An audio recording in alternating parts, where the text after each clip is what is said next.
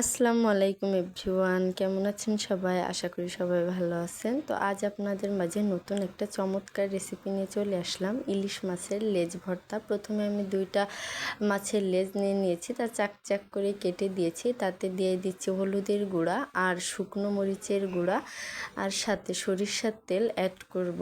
তো এই মজার রেসিপিটা কিন্তু অনেক সুন্দর, অবশ্যই আপনারা এভাবে বাসায় ট্রাই করবেন। খেতে কিন্তু খুবই মজা, একবার খেলে বারবার খেতে অবশ্যই মন চাইবে। তো সরিষার তেলটা একটু বেশি দিয়ে আমি সুন্দর করে এটা মাখিয়ে নেব। তো আমি এই যে মাছের দুই পাশটা যাতে ভালোভাবে মিশে যায়, এজন্য আমি একটু সময় নিয়ে সুন্দর করে দুই পাশই লাগিয়ে নেব। তো আসলে খুব বেশি মাছের প্রয়োজন হয় না, আমরা বাসায় অল্প লোক, তাই 2 পিস লেজই যথেষ্ট। তো এই যে দেখুন কত সুন্দর করে মাখিয়ে নিচ্ছি। তো এটা আমি মাখিয়ে প্রায় আধা ঘন্টা বা 20 মিনিটের মতো এইভাবে ঢেকে রেখে দিব। তো কিছু সময় ঢেকে রাখলে হয় কি, মশলাটা মাছের সাথে মিশে যাবে। তো তারপর আমি প্যানটা বসিয়ে দিয়েছি, দিয়ে ছোট্ট একটা কড়াইতে আমি দিয়ে দেব পরিমাণ মতো সরিষার তেল। তো এই ভর্তাটা অবশ্যই সরিষার তেল দিয়ে ভাজি করে নিলে কিন্তু খেতে আরও বেশি টেস্ট হবে আর অনেক সুন্দর হবে। তো সরিষার তেলটা গরম হয়ে গেলে তারপর আমি মাছের যে লেজ 2টা মাখিয়েছিলাম মশলা দিয়ে, ওটা কিন্তু আমি গরম তেলের ভিতর আস্তে আস্তে ছেড়ে দিব। তো এই যে দেখুন আমি সুন্দর করে ছেড়ে দিচ্ছি।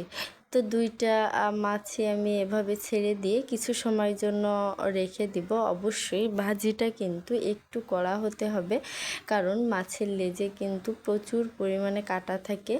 তো এটা আমি এক পাশ হয়ে গেছে, আর এক পাশটা উল্টিয়ে দিচ্ছি। দেখুন ঠিক এইভাবে আপনারা ভাজি করে নেবেন। আমার কিন্তু ভাজি হয়ে গেছে। তারপর আমি আবার প্যানটা বসিয়ে তাতে সরিষার তেলে আমি কিছু শুকনো ঝাল সুন্দর করে ভাজি করে নেব। আসলে যে কোনো ভর্তা কিন্তু শুকনো ঝাল দিয়ে বেশি টেস্ট হয়। তারপর আমি একটু বেশি করে পেঁয়াজ কুচি রেখেছিলাম। তো এই পেঁয়াজটা আমি লবণ ছাড়া বা লবণ দিয়েও কেউ করতে পারেন, হালকা হলুদের গুঁড়ো দিয়ে আমি সুন্দর করে পেঁয়াজটা নেড়ে চেড়ে ভেজে নেব। অবশ্যই আমার ভিডিওটি ভালো লাগলে চ্যানেলটি সাবস্ক্রাইব করে আমার পাশে থাকবেন। তো এই যে পেঁয়াজটা ঠিক এরকম ভাজি হলে আমি সুন্দর করে নামিয়ে নিব। দেখুন ভর্তাটা প্রায় কিন্তু মানে আমার তো জিভে জল এসে গেছে আগের থেকে। তো মাছের কাঁটাটা আমি সুন্দর করে হাতের দ্বারা বেছে নিয়েছি, আপনারা চাইলে শিল বা পাটায় বেটে নিতে পারেন। তো আমার কাছে মনে হয় যে একটু সময় বেশি লাগলেও নিজে নিজে হাতে বেছে নেওয়াটাই বেটার। তো আমি সুন্দর করে বেছে নিয়েছি। তারপর আমি এই শুকনো ঝালের সাথে দিয়ে দিব পরিমাণ মতো লবণ। তো পরিমাণ মতো লবণ দিয়ে আমি সুন্দর করে এটা মেখে নেব।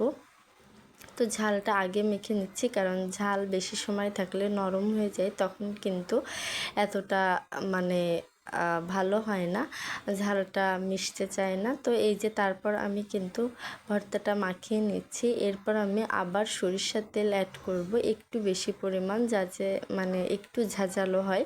তো এই যে সুন্দর করে আমি মিক্সড করে নিচ্ছি। দেখুন এই ভর্তাটা কতটা লোভনীয়।